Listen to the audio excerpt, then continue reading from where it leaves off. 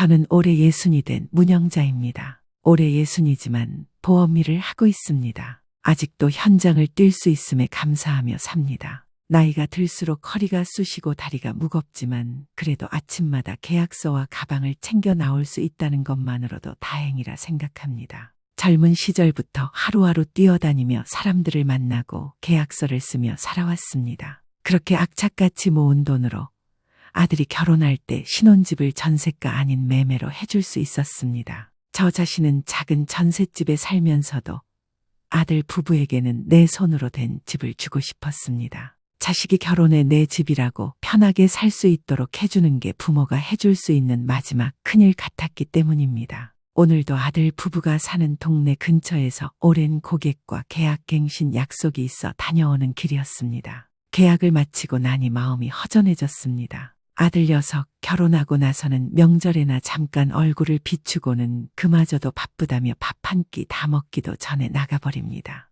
전에는 늦게라도 전화해 엄마 뭐해 하고 물어보던 아이가 이제는 문자 한 줄도 보내지 않습니다. 자식 키워봤자 소용없다는 말이 떠오르지만 그래도 마음이 그 말을 따르지 못합니다. 오늘은 그냥 얼굴이라도 잠깐 보고 가야겠다 싶었습니다. 몸도 마음도 괜히 허전한 날이었습니다. 엘리베이터를 타고 올라가 그 집 앞에 섰습니다. 문 앞에 서니 발길이 잠시 멈췄습니다. 혹시 며느리가 싫어하면 어쩌나 괜히 불편해하면 어쩌나 싶었습니다. 그래도 한번 보고 가야겠다는 마음이 더 컸습니다. 도착하기 전 저는 아들에게 문자를 보내두었습니다. 엄마 일 때문에 너 사는 동네 왔다가 너희들 얼굴만 보고 가려고. 답장은 없었습니다. 하지만 일하는 중이겠거니 싶어 괜히 전화를 걸어 방해하고 싶진 않았습니다. 그렇게 마음을 다잡으며 엘리베이터를 타고 올라왔습니다. 초인종을 누르자 잠시 뒤 문이 열리며 며느리가 표정 없이 서 있었습니다.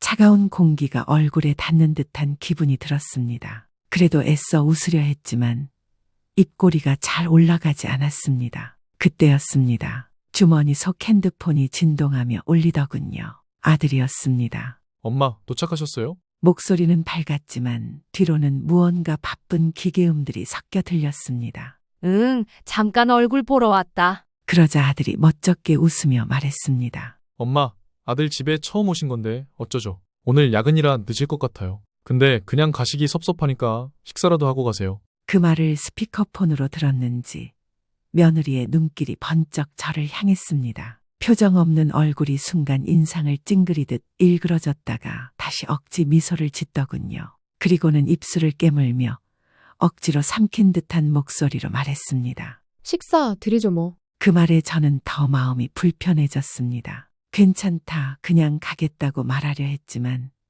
이미 며느리는 몸을 돌려 거실로 들어가 버렸습니다. 저는 현관에서 신발을 벗으며 괜히 왔나 싶은 마음이 들었습니다. 잠시 뒤 며느리가 휴대폰을 들고 조용히 화장실로 들어가는 모습을 보았습니다. 문은 닫혔지만 안에서 들리는 목소리는 막을 수 없었습니다. 왜? 왜 식사를 챙겨주라 마라 그걸 당신이 정해? 당신 엄마지. 내가 왜 챙겨야 되냐고. 목소리가 낮았지만 분명히 들렸습니다. 아니, 야근이면 야근이지. 나보고 밥해 먹이래. 나 오늘 쉬는 날도 아니야. 툴툴거리는 숨소리, 거친 숨이 섞인 작은 신음이 이어졌습니다. 몰라. 진짜 짜증나게. 저는 거실에 혼자 서 있었습니다. 화장실 문 너머로 들리는 며느리의 작은 울분 섞인 목소리가 제 가슴에 톡톡 내리꽂혔습니다. 그날따라 괜히 구두를 신은 발이 무겁게 느껴졌습니다. 괜히 왔나, 그냥 집에 갈 걸 후회가 몰려왔습니다. 그러나 그 순간에도 아들이 혹시나 퇴근에 돌아올까 그 얼굴이라도 보고 가야겠다는 마음이 쉽게 발길을 돌리지 못하게 했습니다. 문득 화장실 문이 덜컥 열렸습니다. 며느리가 휴대폰을 손에 든 제 고개를 떨군 모습으로 문 앞에 섰습니다. 저와 눈이 마주치자 화들짝 놀란 듯 잠시 동작이 멈췄습니다. 그리고는 한 박자 늦게 핸드폰을 주머니에 쑤셔 넣더니 아무 일 없었다는 듯 얼굴을 싹 지우고 무표정으로 돌아서 주방 쪽으로 걸어갔습니다. 어머님, 잠깐만 기다리세요. 금방 차릴게요. 그 말이 다였습니다. 등 뒤로 흘러나온 그 말은 어쩐지 더욱 냉기 어린 것 같았습니다. 주방으로 들어가며 문턱을 넘을 때 잠시 뒤돌아보지도 않고 손가락으로 머리카락을 쓸어넘기는 며느리의 모습이 서운하게 느껴졌습니다. 저는 거실 한쪽에 조용히 앉아 가방을 무릎 위에 올려두고 손으로 만지작거렸습니다. 아들이 직접 끓여준 국에 밥이라도 비벼 먹고 편하게 웃으며 밥을 먹고 가고 싶었던 마음이 한순간에 부끄러워졌습니다. 그러나 밥을 먹고 가라던 아들의 말이 머릿속을 떠나지 않아 저는 한 번 더 스스로를 다잡으며 고개를 들었습니다. 주방에서 냉장고 문을 여닫는 소리가 이어졌습니다. 쾅, 쾅 그리고 며느리가 작은 한숨을 내쉬는 소리가 들렸습니다.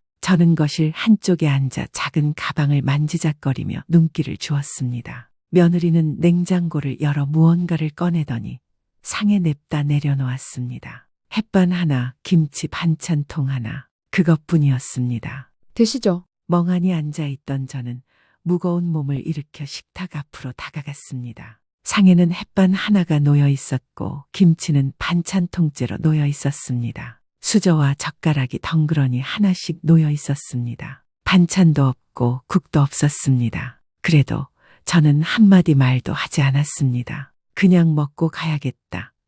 아들이 오기 전에 나가야겠다는 생각뿐이었습니다. 손을 모아 잠깐 눈을 감고 기도를 드린 뒤 햇반 뚜껑을 열었습니다. 플라스틱 뚜껑을 벗길 때 나는 그 소리가 유난히 크게 들렸습니다. 저는 젓가락으로 밥을 조금 떠서 김치를 하나 얹어 먹었습니다. 밥알이 목구멍으로 넘어가는데 목이 메었습니다. 물도 없었습니다. 김치가 짜서 밥을 조금 더 떠서 입에 넣었습니다. 그 순간 밥알 하나가 젓가락에서 떨어져 식탁 밑으로 툭 하고 떨어졌습니다. 아차 싶어 몸을 숙여 주어야겠다 싶었지만 허리가 아파서 몸이 쉽게 숙여지지 않았습니다. 그때였습니다. A씨 밥맛 떨어지게. 며느리의 목소리가 얼음장 같았습니다. 고개를 들자 며느리가 저를 노려보고 있었습니다. 눈이 부릅떠져 있었고 입술이 파르르 떨리고 있었습니다. 순간 제 가슴이 쿵 내려앉았습니다. 그거 하나 못 주워요?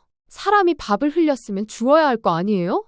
저는 말없이 손을 뻗어 주우려 했지만 몸이 굽혀지지 않아 허리를 만지며 일어섰습니다. 그 모습을 보던 며느리의 얼굴이 일그러졌습니다. 그리고는 상위에 있던 제 햇반 그릇을 확 낚아채더니 수저와 젓가락까지 같이 들어 싱크대로 던졌습니다. 플라스틱 햇반통이 찌그러지며 날아가고 수저가 바닥에 떨어져 튕기며 소리가 울렸습니다. 저는 눈이 동그래진 제 그 모습을 바라보았습니다. 국물도 없는 밥알들이 싱크대 벽을 타고 흘러내렸습니다. 밥이나 제대로 먹지. 왜 밥풀을 흘리고 난리세요?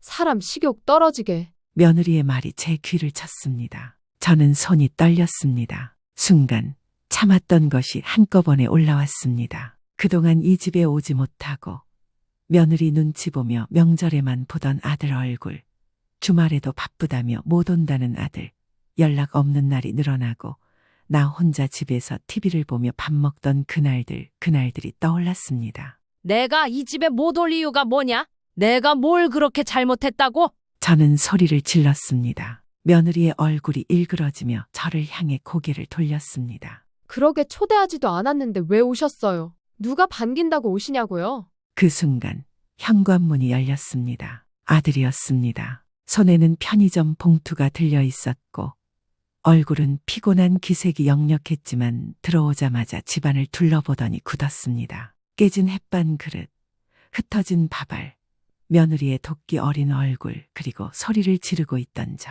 순간 집안이 숨 막히도록 정적에 휩싸였습니다. 아들은 가만히 서서 우리 둘을 번갈아 보았습니다. 그리고는 봉투를 내려놓더니 며느리에게 다가가 말했습니다. 지금 뭐 하는 거야? 아들이 멀찍이서 낮은 목소리로 말했습니다. 순간 공기가 뚝 끊어진 것처럼 집안이 조용해졌습니다. 그 말이 떨어지자마자 며느리의 얼굴이 스르르 풀리더니 입가에 억지 미소가 떠올랐습니다. 금방이라도 짜증을 내던 사람이 맞나 싶게 아양을 떨며 아들에게 다가갔습니다. 아, 여보. 무슨 소리야? 나 아무것도 안 했어. 어머님 밥 드리려고 하다가 그만 실수로 떨어뜨린 거야. 며느리는 아들의 팔에 손끝을 올리며 고개를 갸웃하며 웃었습니다. 억지로 높인 목소리, 억지로 만든 표정. 저는 그 모습을 보며 속이 뒤틀렸습니다. 그 아양 속에 순간적으로 저를 흘끗 노려보는 눈빛이 스쳤습니다. 하지만 아들은 미동도 하지 않았습니다. 며느리의 손을 쳐다보지도 않고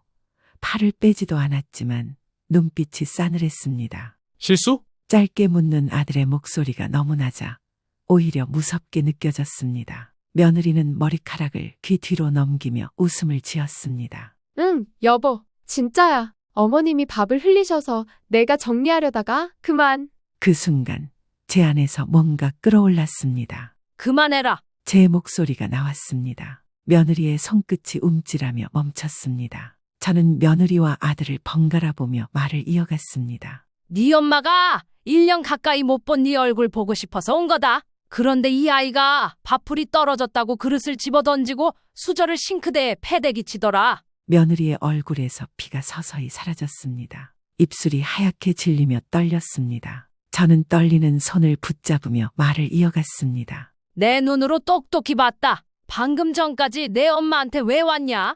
오지 말라고 소리치던 그 입으로 지금 웃으며 내 앞에서 거짓말하는 거다. 순간 아들이 고개를 들어 며느리를 바라봤습니다. 눈빛이 더 이상 부드럽지 않았습니다. 싸늘했고 말이 없었지만 이미 모든 걸 알고 있다는 눈빛이었습니다. 며느리는 입술을 달싹이며 남편을 불렀지만 아들은 움직이지 않았습니다. 잠깐 집안이 숨소리조차 들리지 않을 정도로 조용해졌습니다. 저는 숨을 고르며 마지막으로 말했습니다. 나는 이 집에 밥 한 끼 먹으러 온 게 아니다. 내 얼굴 보고 싶어서 온 거다. 그런데 내가 뭘 그렇게 잘못했나 싶다. 그 말이 떨어지자 며느리의 눈빛이 흔들렸습니다. 이제야 다급해진 얼굴이 되어서 아들의 눈치를 보기 시작했습니다. 그제야 상황이 자신에게 불리하게 돌아간다는 것을 알아챈 듯 입술을 달싹이며 무언가 말을 하려 했지만 아들은 더 이상 며느리를 쳐다보지 않았습니다. 아들은 제 쪽으로 천천히 다가왔습니다. 엄마, 나가자. 짧고 낮은 목소리였습니다. 저는 잠시 망설이다가 가방을 움켜쥐고 자리에서 일어났습니다. 신발을 신는데 손이 떨려서 발이 잘 들어가지 않았습니다. 아들은 묵묵히 제 신발을 가지런히 맞춰주고는 살짝 등을 받쳐주었습니다. 현관문을 나서며 뒤돌아보았습니다. 며느리는 거실에 멍하니 서서 우리를 바라보고 있었지만 눈길이 마주치자 고개를 획 돌려버렸습니다. 그 순간 괜히 서글퍼져서 숨을 깊게 들이쉬었습니다. 엘리베이터에 내려오자 저녁 바람이 얼굴을 스쳤습니다. 그제야 뭔가 숨통이 트이는 것 같았습니다. 아들은 차 문을 열어주며 말없이 저를 태워주었습니다. 차 안은 고요했습니다. 라디오에서 흘러나오는 DJ의 목소리와 음악이 있었지만 아무것도 들리지 않는 것 같았습니다. 조수석 창문으로 스치는 불빛을 보며 저는 괜히 입을 열었습니다. 너한테 미안하다. 내가 괜히. 말을 끝맺지 못했습니다. 목이 메어 더는 나오지 않았습니다. 아들은 운전대를 잡은 손을 살짝 조이며 전방을 바라보다가 짧게 말했습니다. 엄마, 죄송해요. 내가 더 잘했어야 했는데. 그 목소리가 떨렸습니다. 아들이 저에게 사과할 일이 아니었는데 그렇게 말해주니 오히려 더 마음이 아팠습니다. 저는 아무 말 없이 고개를 저었습니다. 집 앞에 도착하자 아들은 차에서 내려 제 짐을 직접 들어주었습니다. 현관문 앞에 서서 아들은 저를 향해 고개를 깊게 숙였습니다. 엄마, 오늘 죄송했어요. 다시 연락드릴게요. 저는 억지로 웃음을 지었습니다. 밥 잘 챙겨 먹어라. 너무 늦게 다니지 말고. 말하고 나서야 눈가가 뜨거워졌습니다. 아들은 다시 한번 고개를 숙이고는 문이 닫힐 때까지 그 자리에 서 있었습니다. 아들은 차로 돌아가 시동을 걸었습니다. 집으로 돌아가는 길, 시내의 불빛이 빠르게 스쳐 지나갔습니다. 운전대 위로 놓인 두 손이 하얗게 질리도록 힘이 들어가 있었습니다. 신호등이 바뀌길 기다리며 아들은 핸드폰을 꺼냈습니다. 잠시 주저하다가 전화번호부를 찾아 통화 버튼을 눌렀습니다. 장모님, 저예요. 차 안이 다시 조용해졌습니다. 핸드폰 스피커 너머로 들려오는 장모의 낯익은 목소리가 들렸습니다. 왜? 무슨 일이야? 아들은 잠시 눈을 감았다가 다시 뜨고서 차분히 말했습니다. 내일 저희 집으로 식사하러 오세요. 제가 식사 대접해 드리겠습니다. 장모의 목소리가 잠시 멈췄습니다. 식사? 무슨 식사? 아들은 짧게 숨을 내쉬었습니다. 내일 오시면 됩니다. 그리고 전화를 끊었습니다. 차 안은 다시 조용해졌고 아들은 창밖으로 스쳐가는 어두운 도로를 보며 입술을 굳게 다물었습니다. 그날 밤 저는 창가에 앉아 아들이 떠난 골목을 오래도록 바라보았습니다. 그 아이가 내가 낳아 키운 아들이 내 편이 되어주었다는 사실이 가슴을 저리게 했습니다. 다음 날이 되었습니다. 저는 밤새 한숨도 제대로 자지 못했습니다. 아들이 차마 다 말하지 못한 눈빛, 며느리가 흘겼던 싸늘한 시선, 집안에 맴돌던 밥풀이 흘러내리던 순간의 수치심이 머릿속을 떠나지 않았습니다. 그래도 이제는 더 이상 주눅 들지 않기로 마음먹었습니다. 혼자 있는 집안이 유난히 조용했습니다. 시계 초침 소리가 크게 들리고 냉장고가 돌아가는 소음마저 귀를 때렸습니다. 거실에 앉아 멍하니 TV를 켜두었지만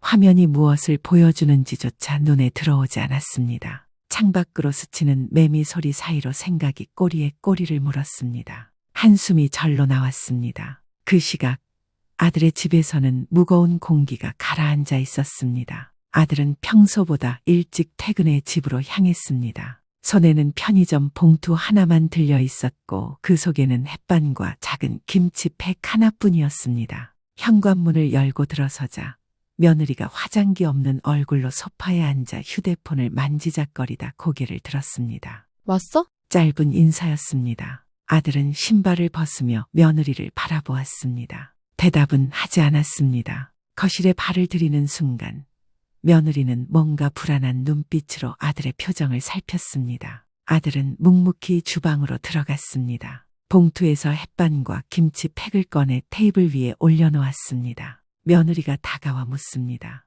뭐해? 장모님, 오시기로 했어. 순간 며느리의 얼굴이 굳었습니다. 엄마가 왜 와? 갑자기? 식사 대접하려고. 짧은 말이었지만 그 안에 담긴 단호함을 며느리는 느꼈습니다. 며느리는 말없이 입술을 깨물었습니다. 주방에 서 있는 아들의 등 뒤에서 휴대폰을 꺼내 어디론가 메시지를 보내는 모습이 허둥지둥해 보였습니다. 30분쯤 지나자 현관문 비밀번호를 누르는 소리가 들렸습니다. 며느리의 어머니, 장모가 들어왔습니다. 화장을 단정하게 하고 작은 가방을 든 손끝에 짙은 향수를 뿌린 듯 향기가 집 안으로 번졌습니다. 어머, 갑자기 밥 먹자고 하니 놀랐잖니.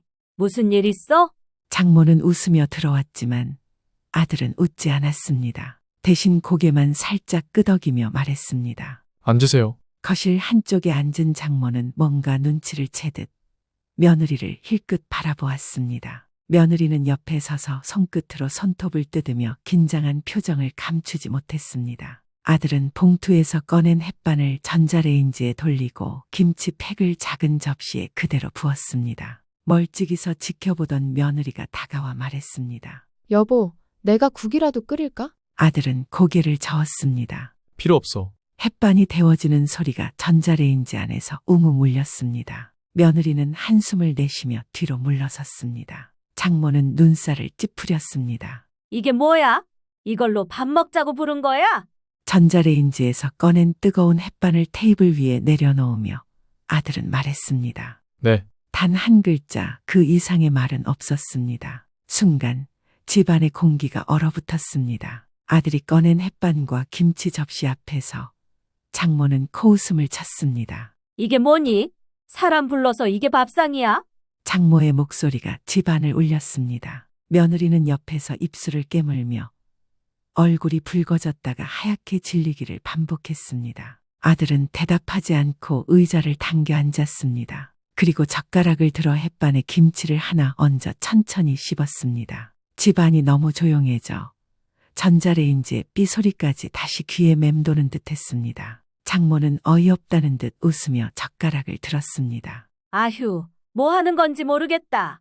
장모는 김치를 얹어 한 입 먹다가 짜디짠 맛에 인상을 구기며 젓가락을 식탁에 탁 놓았습니다. 그 순간 김치가 담긴 작은 접시가 뒤집히며 식탁 위에 국물이 번졌습니다. 이게 뭐 하는 짓이야? 정말. 장모의 목소리가 높아졌습니다. 아들은 천천히 고개를 들어 장모를 바라보았습니다. 밥맛 떨어지네요. 짧고 낮은 목소리였습니다. 며느리의 얼굴이 사색이 되었습니다. 여보, 지금 뭐라고 했어? 아들은 멀뚱히 앉아있는 장모를 똑바로 보았습니다. 밥맛 떨어진다고요? 어제 어머니가 처음으로 제 집에 와서 밥을 드시다 밥풀 하나 흘렸을 때 아내가 했던 말이에요. 순간 며느리가 여보 그건 하고 말하려 했지만 아들은 손을 들어 멈추게 했습니다. 엄마가 어제 내 얼굴 한번 보려고 왔다가 어떤 꼴을 당했는지 장모님도 한번 똑같이 겪어보시라고 부른 거야. 장모는 자리에서 벌떡 일어나 소리쳤습니다. 너 사람한테 이게 할 짓이야? 너 미쳤니?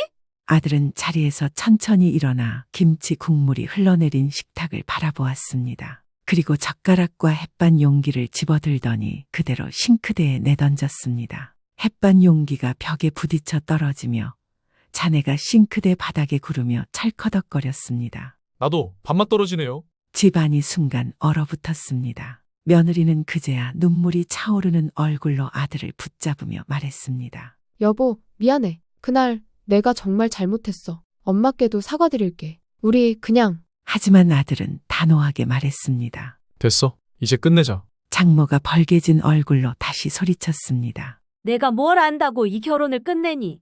그렇게 쉽게 끝날 줄 알아?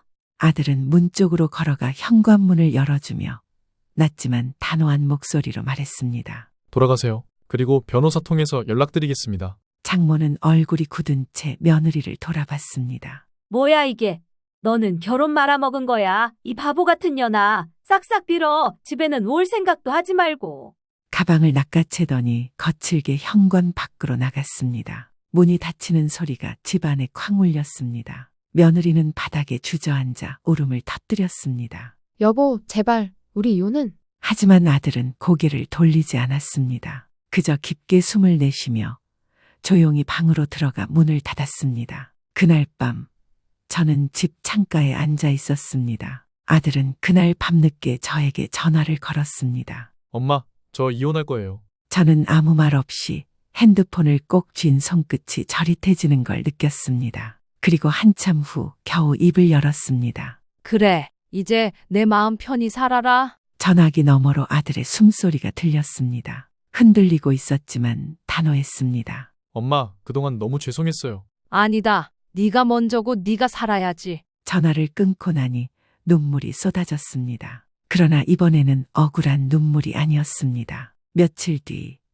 아침 시장에 다녀와 무거운 장바구니를 부엌에 내려놓고 막 숨을 고르고 있을 때였습니다. 초인종이 울렸습니다. 낯선 듯 익숙한 신발이 현관 앞에 서 있었습니다. 문을 열자 며느리가 서 있었습니다. 눈가는 부어 있었고 화장기 없는 얼굴은 잿빛으로 질려 있었습니다. 어머님. 작은 목소리로 부르더니 눈물이 금세 그렁그렁 맺혔습니다. 저는 말없이 며느리를 바라보았습니다. 며느리는 현관 앞에서 신발도 벗지 않은 채 양손을 배 앞에 모으며 떨리는 목소리로 말했습니다. 저 죄송해요. 정말 죄송해요. 저는 입술을 다물고 있었지만 며느리는 주저앉아 버렸습니다. 구두를 신은 채로 무릎을 꿇었습니다. 어머님, 저 정말 잘못했어요. 그날 어머님께 그런 식으로 한 거 정말 잘못했어요. 눈물이 후두둑 떨어져 현관 바닥에 작은 얼룩을 만들었습니다. 저는 깊은 숨을 쉬며 겨우 입을 열었습니다.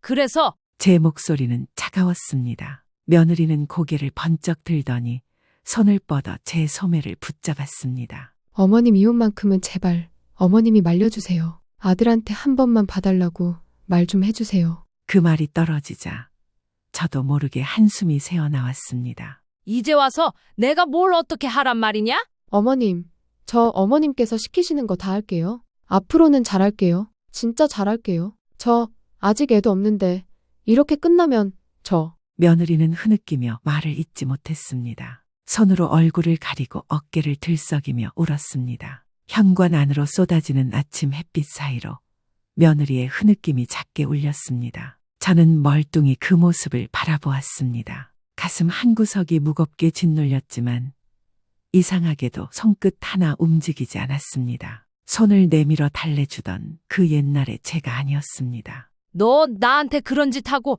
이제 와서 나한테 살려달라고 하러 왔냐? 제 목소리가 낮게 떨렸습니다. 며느리는 고개를 끄덕였습니다. 어머님 제가 잘못했어요. 너무 무서워요. 이혼만큼은 제발. 저는 문틀을 잡고 선 채로 한참을 며느리를 내려다보았습니다. 그리고 조용히 말했습니다. 너 우리 애를 너무 힘들게 했다. 그 말에 며느리는 울음을 멈추고 저를 바라보았습니다. 얼굴이 눈물로 얼룩져 있었지만 눈빛에 애절함이 담겨 있었습니다. 다시는 그런 짓 안 할게요. 어머님, 제발 이번 한 번만 어머님이 나서서 한 번만. 저는 고개를 돌려 안쪽 방에 놓여있는 액자 속 남편의 사진을 바라보았습니다. 그 사람이 살아있었다면 이 상황을 보고 뭐라고 했을까? 한숨을 깊게 내쉬었습니다. 그리고 다시 며느리를 바라보며 말했습니다. 가라. 내가 이래라 저래라 할 일은 아닌 것 같구나. 그 말에 며느리는 손으로 얼굴을 감싸며 다시 울음을 터뜨렸습니다.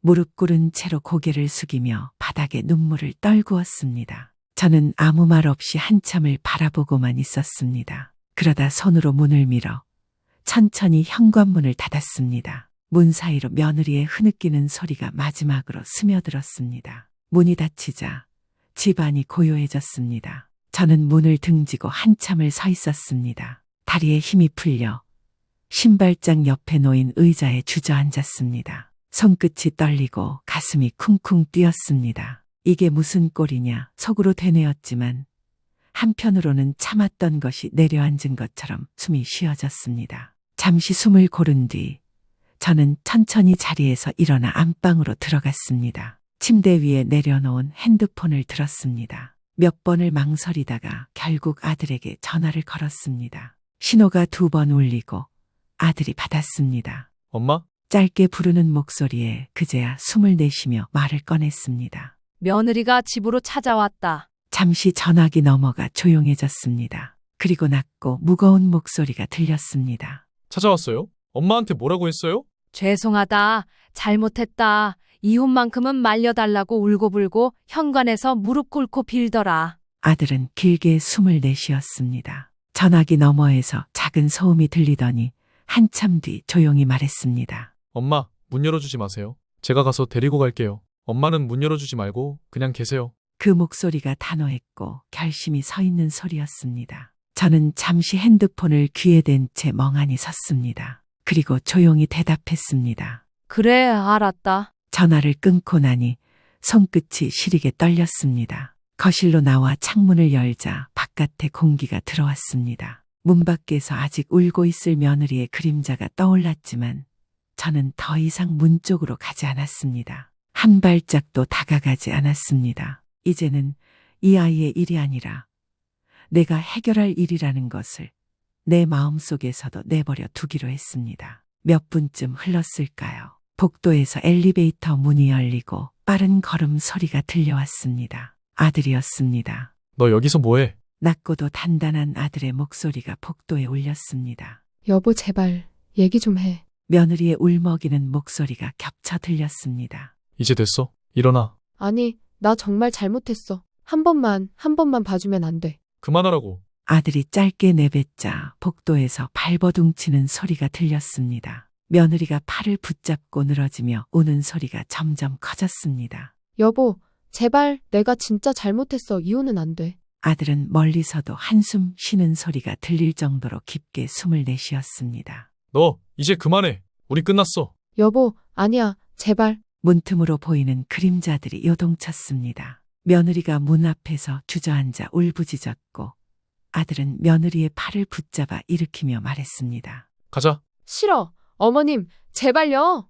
아들은 며느리의 팔을 붙잡고 엘리베이터 쪽으로 걸어갔습니다. 며느리는 울부짖으며 몸을 빼려고 했지만 아들은 한치의 흔들림도 없이 끌고 갔습니다. 엘리베이터 문이 닫히며 며느리의 마지막 울음소리가 작게 잦아들었습니다. 그날 밤 집안이 고요해지자 저는 식탁에 앉아 있었습니다. 어두운 집안, 켜진 스탠드 조명 아래서 깊게 숨을 내쉬었습니다. 주방 창문으로 들어오는 바람이 차가웠지만 숨이 트였습니다. 며칠 뒤 아들은 정리할 것들을 정리했고 이혼 서류에 도장을 찍었습니다. 이혼 서류를 법원에 접수한 날 아들은 회사 근처의 작은 오피스텔로 이사했습니다. 아들은 집에 들어와 살지는 않았지만 오피스텔에서 새롭게 살기 시작했습니다. 엄마, 회사 다니면서 집에 오가며 하는 게 너무 힘들어서요. 거기서 지낼게요. 저는 고개를 끄덕였습니다.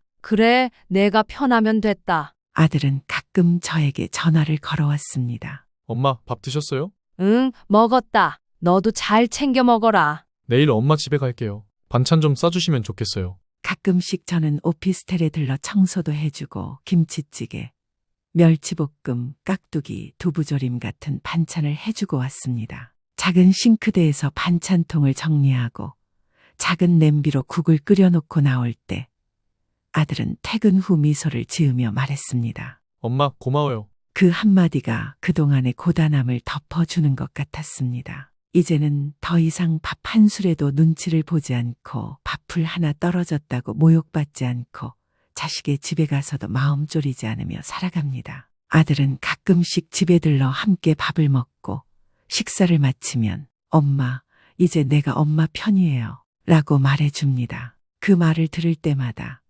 저는 깊은 숨을 쉬며 웃습니다. 이제야 내 인생이 시작되었다는 것을 저는 압니다. 이제야 비로소 해방된 삶, 나를 위한 삶, 자식과 건강한 관계를 지키며 살아가는 노년의 평온한 일상을 찾았습니다. 저는 지금도 제 결정이 틀렸다고 생각하지 않습니다. 저는 올해로 69이 되었습니다.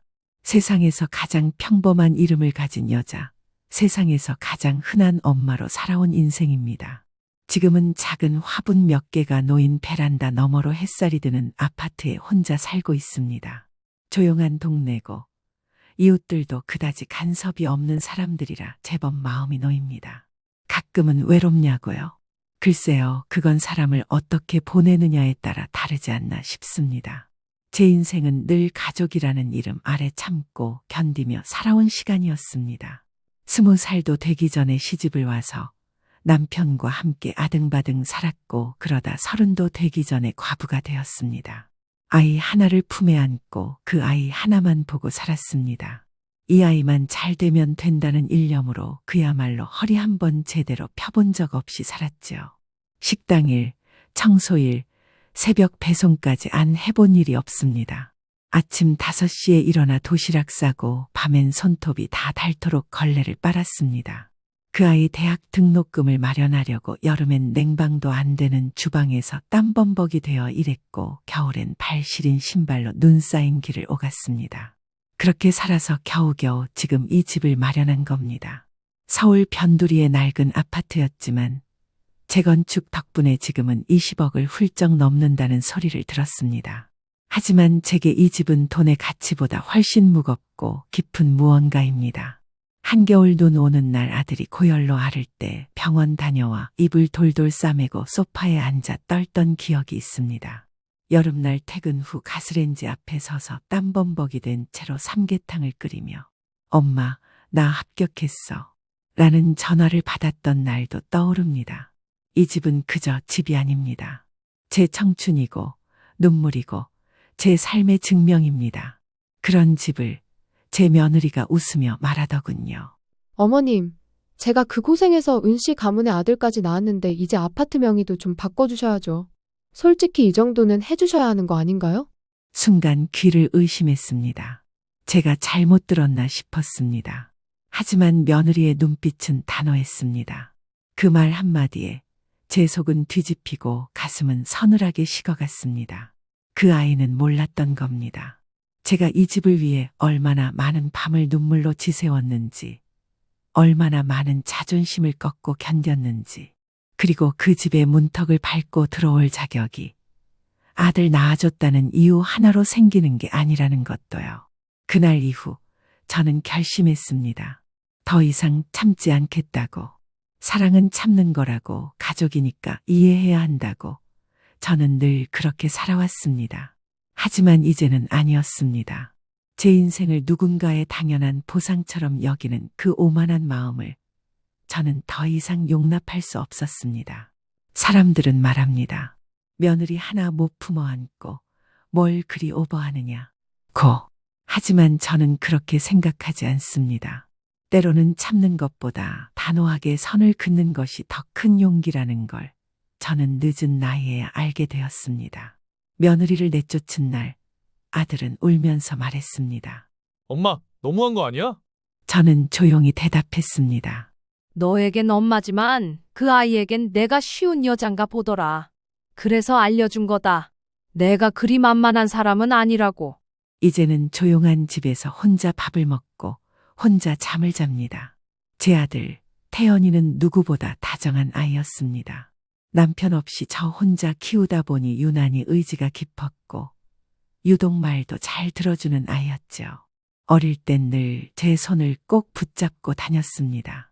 공부도 그럭저럭 했고 친구들과도 잘 어울리며 밝게 자라주었습니다. 제 마음속엔 늘 한 가지 다짐이 있었습니다. 이 아이만큼은 고생 안 시킨다. 내가 다시는 이런 인생을 물려주지 않는다.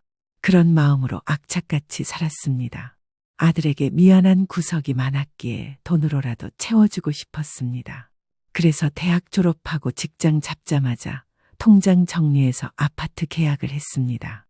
그때는 재건축 전이라 값도 지금보단 훨씬 낮았고 융자도 좀 있었지만 눈 하나 깜짝 안 했습니다. 아이에게 집 하나는 마련해주고 싶었습니다. 누구에게도 기죽지 않도록요. 그러다 어느 날 아들이 조심스럽게 말을 꺼냈습니다. 엄마, 나 진지하게 만나는 사람이 있어. 결혼도 생각하고 있고. 목소리에 설렘이 묻어났고 눈빛은 아주 선했죠. 솔직히 조금 서운했습니다. 나 말고 다른 여자를 향해 저런 눈빛을 보이는 모습이 낯설기도 하고 이제 나 없이도 잘 살겠구나 하는 뭉클함도 있었죠. 그래도 축하할 일이니까요. 저는 웃으며 고개를 끄덕였습니다. 그래, 만나보자. 내가 좋다는데 내가 싫을 이유는 없지. 그렇게 처음 며느리를 만나게 된 날, 저는 작은 기대와 긴장을 안고 카페에 나갔습니다. 흰 셔츠에 단정한 니트 조끼를 입고 나타난 여자는 한눈에 봐도 똑 부러진 인상이었습니다. 말끔했고 웃을 때 살짝 치켜지는 입꼬리가 야무져 보였죠. 그런데 무언가 묘하게 마음에 걸리는 게 있었습니다. 눈을 맞추지 않고 말을 돌려서 하는 습관, 말을 고를 땐 예의 바르지만 속마음은 숨기려 드는 태도. 아들과의 대화 중 끼어들어 조심스레 묻던 그녀의 말이 아직도 생생합니다. 어머님, 혹시 집은 어디쯤 사세요? 그 말에 아들이 먼저 나섰습니다. 우리 집. 엄마가 이번에 재건축 들어간 아파트 하나 있어. 곧 새 집 들어갈 거야.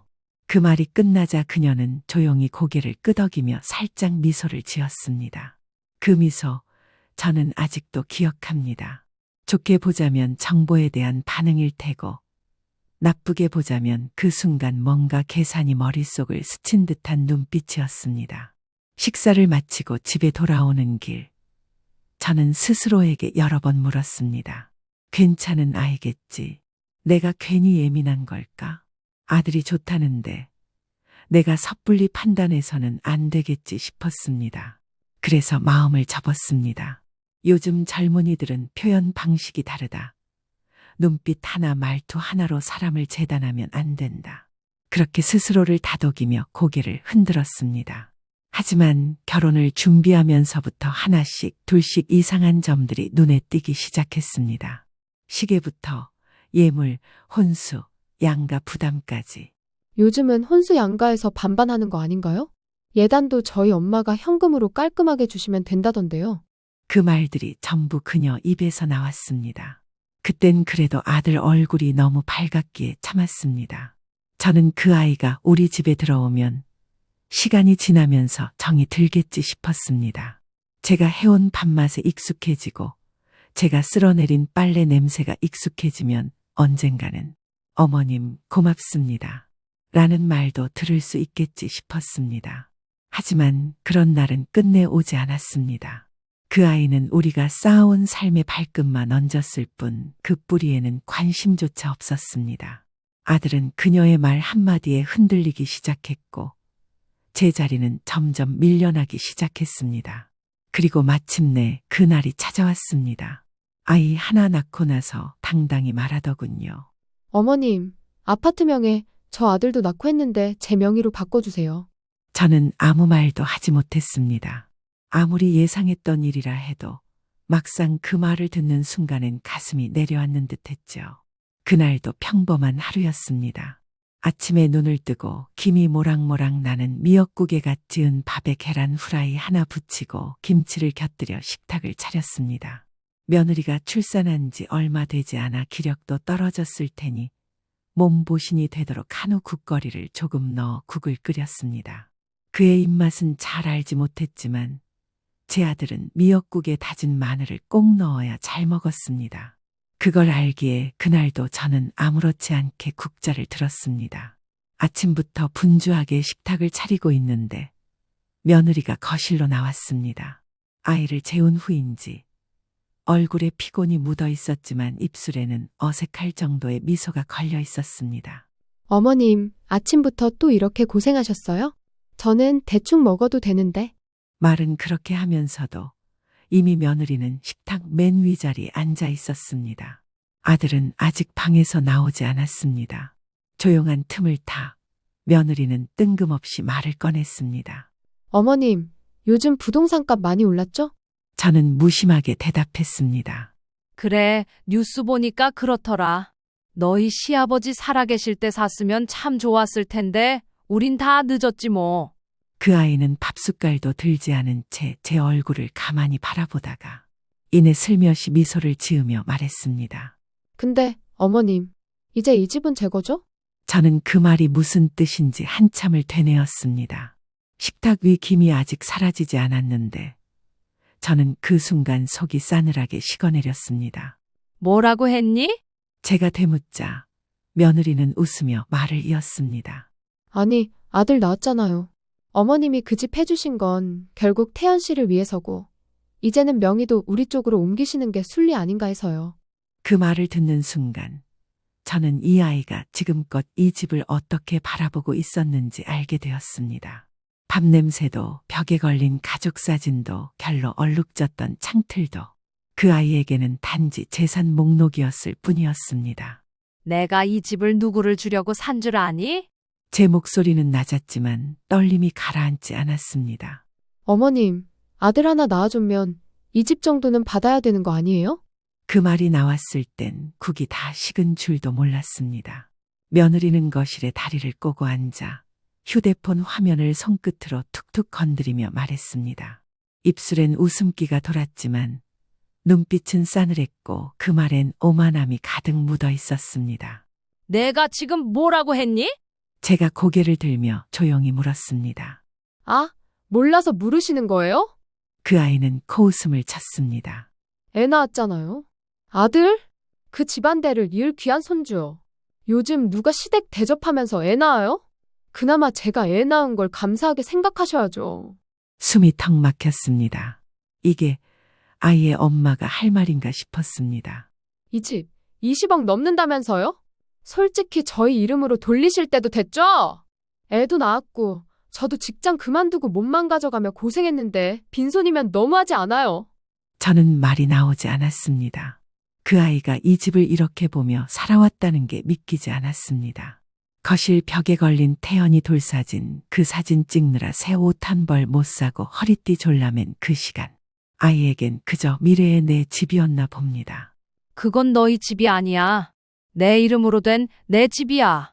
제 말에 며느리는 비웃듯이 웃었습니다. 어머님, 아들이 결혼했으면 집도 함께 내주는 게 도리 아닌가요? 다들 그렇게 해요. 요즘은 시댁이 뭐라도 해줘야 시댁이지. 아, 혹시 명예 바꾸는 게 아까우세요? 그러기엔 저 너무 고생했는데. 그 순간 제 손등이 떨렸습니다. 그게 분노인지 참담함인지 속이 비어버리는 느낌인지 알 수 없었습니다. 저는 조용히 숟가락을 내려놓고 며느리의 눈을 정면으로 마주 보았습니다. 너희는 들어온 지 겨우 3년이야. 그 안에 무얼 받고 뭘 견뎌봤다고 이 집이 당연하다고 생각하니? 당연하니까요. 그 아이는 입꼬리를 올리며 대답했습니다. 아들 낳았고 결혼했고 어머님한테 깍듯이 했잖아요? 근데 명예 하나 못 넘겨줘요? 저 진짜 실망이네요. 깍듯했다고? 그럼 내게 툭툭 던졌던 말들은? 며느리는 끝까지 지지 않았습니다. 우리 부부가 이끌어갈 집이면 명의도 바뀌어야죠. 안 그러면 이혼밖에 없겠네요. 전 그럴 각오 되어 있으니까. 그 말에 저는 담담히 웃었습니다. 이 아이는 제가 무릎 꿇을 줄 알았던 모양입니다. 손주 핑계대고 아들 눈치 보며 결국 명의를 넘겨줄 거라고 착각했던 것이겠죠. 그래. 그럼 이혼해. 대신 한 푼도 안 줄 테니까 각오는 해라. 예? 너는 들어올 때 빈손이었고 나갈 때도 빈손이야. 이 집엔 내 이름 석자 새길 자격 없어. 아들은 내 아들이고 이 집은 내 집이야. 너는 그냥 지나가는 사람이야. 잠시 며느리의 얼굴이 일그러졌습니다. 그제야 깨달은 듯했습니다. 자신이 생각했던 호구 같은 시어머니는 그 자리에 없다는 거려. 며느리와의 말다툼이 한창일 때 저는 소리쳤습니다. 태현아, 나와봐. 너 여기서 듣고 있어야지.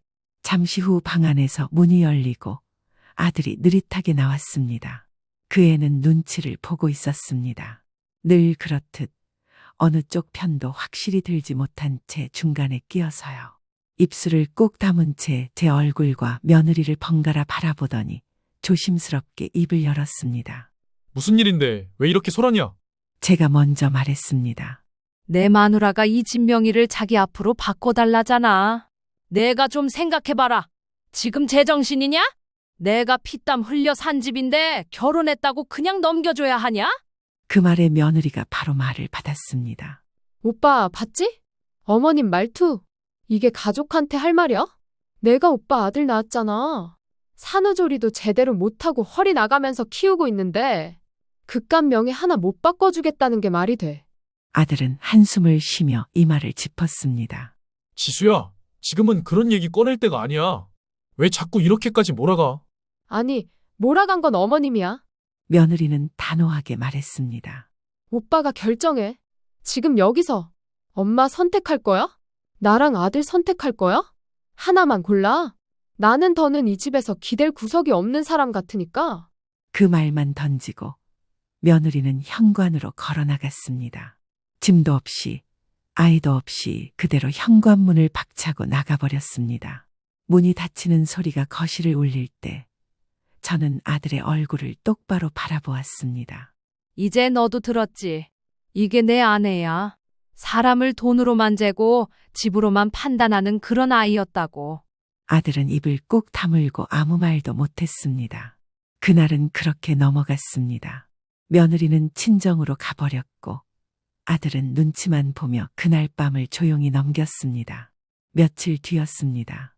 뜻밖의 전화가 걸려왔습니다. 낯선 번호였지만 받아보니 며느리의 어머니, 그러니까 안사돈이었습니다. 사부인 안녕하세요. 이런 일로 전화드려 죄송해요. 근데 지수가 애 낳고 나서 참 고생했잖아요. 몸도 힘들고 마음도 그렇고 그래도 사부인이 어른이시니까 좀 크게 한번 품으시면 안 될까요? 꼭 진명이가 아니더라도 뭐 하나 해주시는 게 애도 낳았고 기분이라도 좀 풀려야 하는 거잖아요. 순간 핏줄이 거꾸로 솟는 기분이었습니다. 기분을 풀어줘야 한다고요? 지금 그 집 욕심부리다 이혼까지 운운하고 가출한 딸의 기분이 중요하다고요? 안사돈, 지금 그게 할 소리예요? 제 목소리는 떨렸습니다. 당신 딸이 내 집을 탐내고 명예 내놓으라고 윽박 지르더니 이젠 기분이라도 풀어주라고요? 애 낳은 값이 집이에요? 사람 하나 낳으면 시가 재산 다 넘겨줘야 하는 세상이 됐습니까? 사부인, 그렇게까지 말씀하실 필요는 없잖아요. 우리 지수도 감정이 상해서 그랬던 거고 서로 좀 풀고. 됐습니다. 풀고 말고 없어요. 그 아이는 더는 우리 가족 아닙니다. 아들 태현이요. 지금 곁에 있거든요. 지금 당장 이혼 서류 갖고 가라고 할 테니 사인하라고 하세요. 남의 집 귀한 아들 데려다 놓고 손 하나 까딱 안 하면서 집만 노리는 딸, 저 그딴 애 며느리로 못 둡니다. 전화를 끊고 저는 거실에서 멍하게 앉아있는 아들을 바라보며 말했습니다. 태현아, 이건 내가 해야 할 일이야. 내가 대신 못 해줘. 이젠 내가 나서서 마무리 지어. 그리고 분명히 알아둬라. 너한테 줄 건 있어도 그 아이한테는 없다. 앞으로도 단 한 푼도. 그날 밤 아들은 아무 말 없이 방에 들어갔고 다음 날 아침 조용히 이혼 변호사를 찾으러 나갔습니다. 저는 창밖을 바라보며 중얼거렸습니다. 이게 가족을 욕심의 도구로 여긴 결과야. 나는 내 인생을 팔지 않았고 앞으로도 팔지 않을 거다. 며느리가 친정으로 가버린 후 며칠간 집은 말 그대로 적막했습니다. 아들은 퇴근 후에도 저녁밥도 안 먹고 방으로 들어가기 일쑤였고 저 역시 먼저 말 걸고 싶지 않았습니다. 왜냐하면 그 애가 뭘 생각하고 있는지 다 보였기 때문입니다. 고민 중이었고 갈등하고 있었고 결국 어느 쪽도 확신하지 못한 채 시간만 끌고 있었습니다. 솔직히 말하면 제 속은 타들어갔습니다. 이 녀석이 이러다 끝내 며느리 말에 끌려가는 거 아니야. 설마 저 아이를 택하진 않겠지. 그러던 어느 날 아들이 회사에 간 사이 며느리가 집에 들이닥쳤습니다. 지수는 여전히 세련된 옷차림에 화장까지 곱게 하고 서 있었습니다. 얼굴에는 미소를 띠고 있었지만 그 미소가 아주 낯설고 얄미웠습니다. 어머님, 안녕하세요. 그 아이가 웃으며 말했습니다. 아기 데리러 왔어요. 이제 저도 마음 정리했고 엄마 노릇은 제가 해야죠. 저는 한동안 대답하지 않았습니다. 아이를 데리러 왔다고요. 그 아이는 며칠 전 이혼 서류에 도장을 찍고 뒤도 안 돌아본 채 나간 사람입니다. 이제 와서 무슨 마음으로 돌아왔는지 저는 뻔히 알 수 있었습니다. 지수가 너 내가 이 아이를 데려가겠다고? 제 목소리는 떨리고 있었습니다. 정말로 이 아이를 데려가겠다는 건지 아니면 그냥 또 시비를 걸러온 건지 가늠할 수 없었습니다. 네. 오빠랑은 이미 정리됐잖아요? 그렇다고 제가 애까지 못 보게 하는 건 좀 그렇지 않아요? 제가 낳았는데 제가 키워야죠. 말은 그럴듯했습니다. 하지만 눈빛은 말과 달랐습니다. 그 속엔 미련도 모성도 애틋함도 없었습니다. 단지 내가 다시 주도권을 쥐겠다는 의지 같은 것만 보였습니다. 그럼 아이 방에 있죠. 지수는 안으로 들어오려 했고 저는 몸으로 문을 막았습니다. 잠깐, 내가 이 아이 키울 준비가 되어 있긴 하니? 제가 물었습니다. 산후조리 핑계로 밤중에 애가 울어도 안 달래고 기저귀 하나 제대로 못 갈던 내가 지금 와서 무슨 엄마 노릇을 하겠다는 거니? 지수는 눈을 치켜떴습니다. 그런 건 차차 배워가면 되는 거죠. 솔직히 아이 데려가는 건 제 권리잖아요. 법적으로도 그렇고. 저는 한 박자 천천히 그녀를 바라보며 말했습니다. 지수야, 엄마가 되겠다는 사람 입에서 권리라는 말이 먼저 나오는 건 아주 씁쓸한 일이야. 그 말에 그녀의 눈동자가 살짝 흔들렸습니다. 저는 말을 이었습니다. 내가 감정 싸움하다 던져놓고 간 그 아기 열나서 밤새 칭얼대는 거 달래면서 손으로 등 토닥이고 땀 식힐까봐 수건 덮고 그러면서 겨우 재운 아기야. 기저귀 갈 줄도 모르는 사람이 배워가면 된다고? 모성애가 선택지니? 자격이 생기는 법적 조건이라도 있니? 지수야, 넌 그날 이 집을 나가면서 이 아이한테 내가 어떤 존재인지 이미 말한 거야. 지수는 그 자리에서 아무 말도 하지 못했습니다. 입술을 달싹이며 말을 찾는 듯 했지만 그 어떤 반박도 떠오르지 않는 표정이었습니다. 그저 뻔뻔한 눈빛으로 버텨오던 얼굴에 금이 가는 게 느껴졌습니다. 그리고 이내 대려버럭 소리를 질렀습니다. 진짜 어이가 없네요. 어머님, 저한테 무슨 권리가 있고 뭐가 부족하다고 그렇게까지 말씀하세요? 제가 엄마예요. 낳은 사람이에요. 저는 고개를 조용히 저었습니다. 그래, 나았지. 근데 넌 한 번도 안 왔던 적이 없었잖니? 그날 내가 아이를 내려놓고 갔을 때 그 순간부터 넌 이 아이한테 등을 돌린 거야. 지금 와서 다시 데려가겠다는 건 그저 내 체면 회복이고 주도권 회복일 뿐이야. 이 아기를 위한 마음은 너한텐 없어. 지수의 얼굴은 하얗게 질렸다가 이내 분노로 물들었습니다. 입술을 꾹 다물고 신발을 거칠게 꿰어 신으며 말했습니다. 됐어요. 이 집에선 뭐든 제가 악역이겠죠. 어차피 다 저 탓이니까 더 말 안 할게요. 그리고 현관문을 박차고 나갔습니다.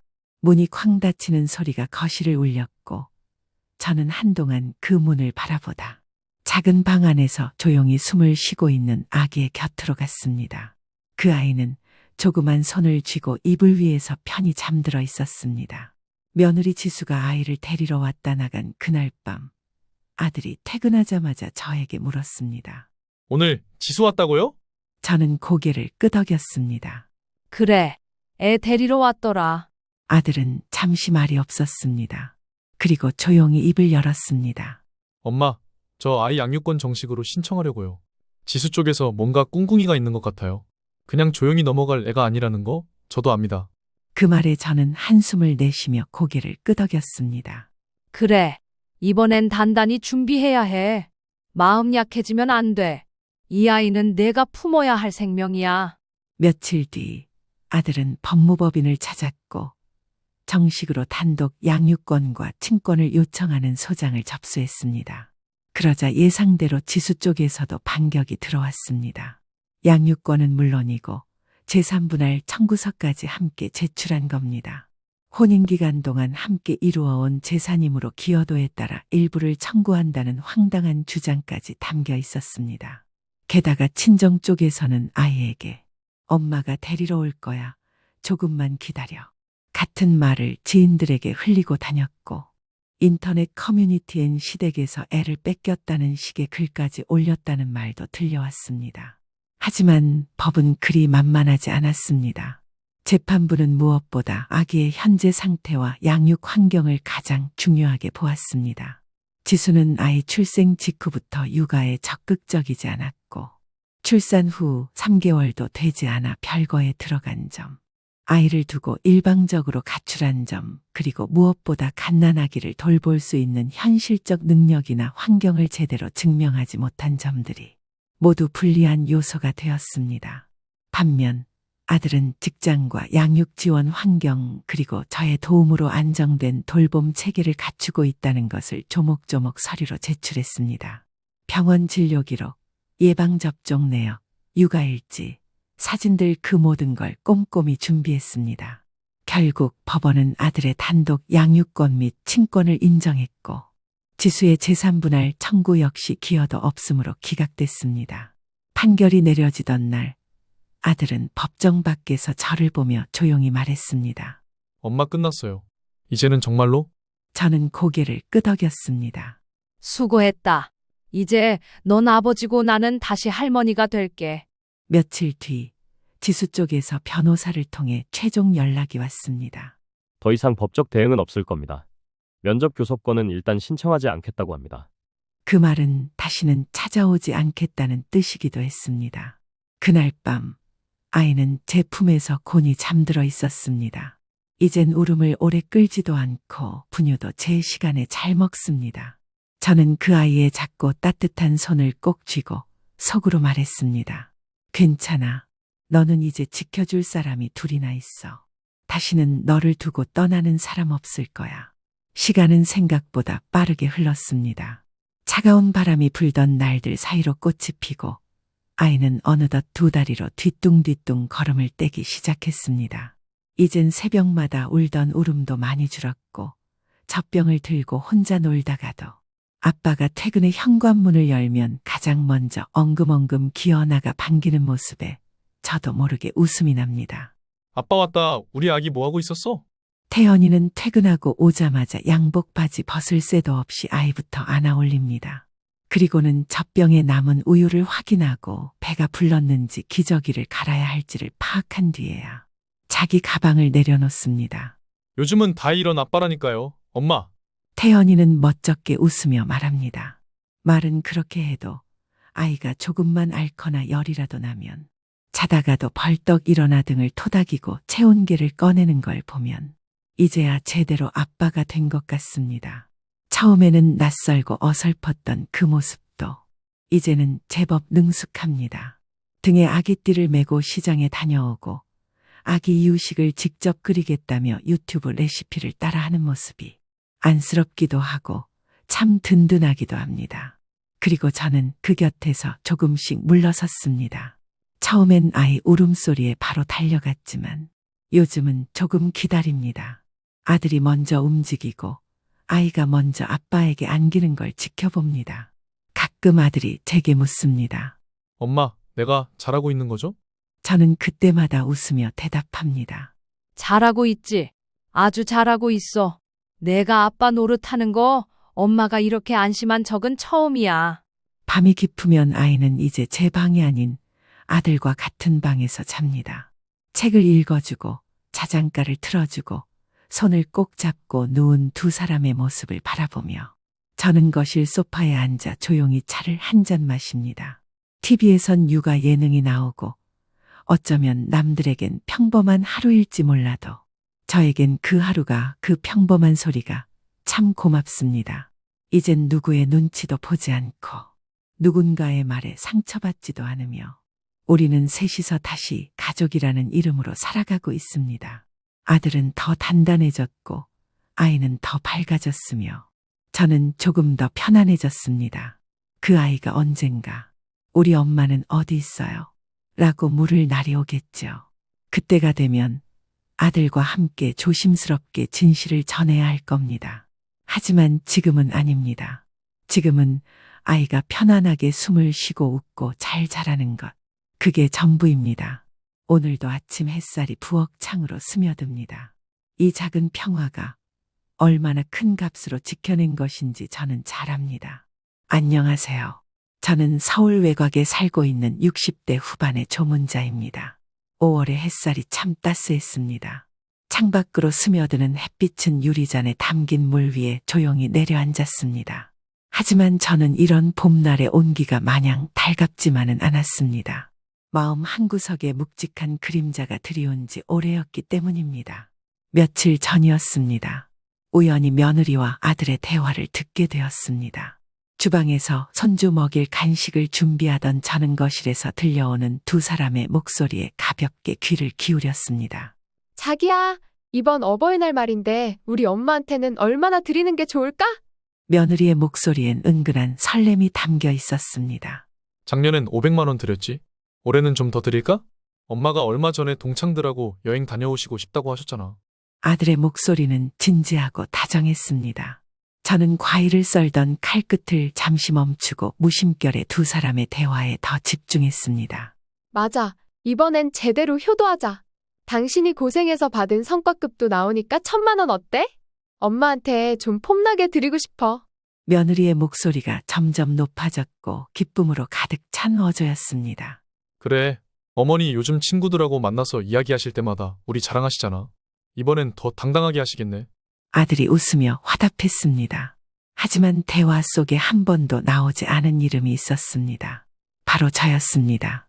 차갑게 식은 가슴 속에서 작은 의문이 자라기 시작했습니다. 그럼 나는? 내 집에 얹혀 살면서 지 자식까지 매일 돌보는 나는? 제 손끝이 떨리기 시작했습니다. 손주가 먹을 간식을 준비하다 말고 그 자리에 멈춰 섰습니다. 차마 움직일 수 없었고 두 사람의 다음 말이 제 귀에 또렷이 박혔습니다. 아, 그리고 어머니한테는 작년처럼 그냥 마트 상품권으로 드리면 되겠지? 며느리가 마치 형식적으로 확인이라도 하듯 말했습니다. 그 목소리는 너무나 가벼웠습니다. 응, 뭐 어머니는 워낙 소박하게 사시니까 3만 원 정도 드리면 충분하실 거야.